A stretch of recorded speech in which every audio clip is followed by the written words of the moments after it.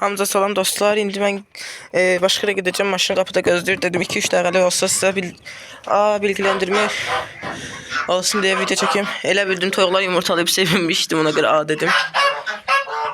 Damdan atıblar.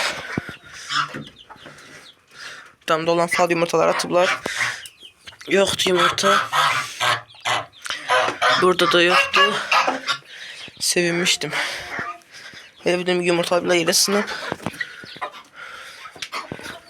Bunlar qalsın, bugün ayıqdan deyiləm çünki gedirəm deyə vaxtım yoxdur.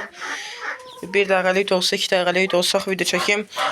Qazı çox soruşan olur, qaz balasın. O evdə saxlayıram, bir toyuq cəsinə saxlayıram. Bir toyuq, bir qaz balası saxlayıram evdə.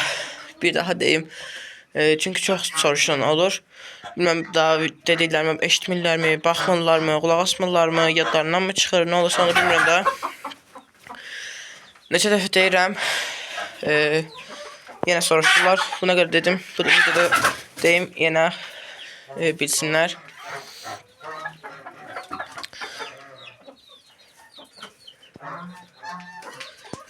Toyuqlar da indi işığını söndürməyə gəlirdim. Yadıma düşdü ki video çəkməmişəm. Dedim elə 2 dəqiqəlik, 1 dəqiqəlik çəkeyim.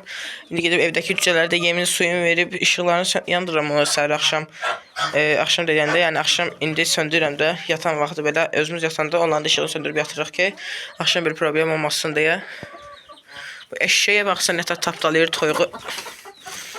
Keçdə tərəfə. Bir problem olmasın deyə işığı söndürürük. İndi yemin suyunu verib işığı söndürəcəm. İdəmədi və. İndi sonra çıxıb gedəcəm. Getməli yerə maşın gözləyir qapının ağzında. İndi sağ olun dostlar. Özünüzə yaxşı baxın. Gələn videoda görüşmək ümidilə.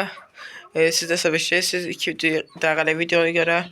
Yəni də siz bağışlayın. Özünüzə yaxşı baxın. Gələn videoda görüşmək ümidilə.